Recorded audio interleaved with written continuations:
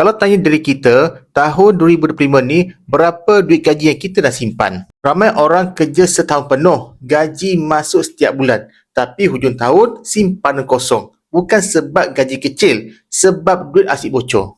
Tanpa kita sedar, bulan ini merupakan bulan terakhir tahun 2025. Kalau sejak Januari kita simpan sekitar 1 gram satu bulan, hari ini mungkin kita ada sekitar 12 gram dalam simpanan kita. Siapa yang berjaya simpan sekitar 12 gram tahun ni, tahniah untuk diri sendiri. Ini bukti mana kita mampu disiplin, mampu simpan dan mampu simpan kita tidak bocor dalam tahun ini. 12 gram ni kita nampak kecil, tetapi nilai sekitar RM5,000. Kalau tahun 2025, kita berjaya simpan sekitar 12 gram, tahun 2026 gandakan menjadi 24 gram, simpan makin kukuh, emosi semakin tenang.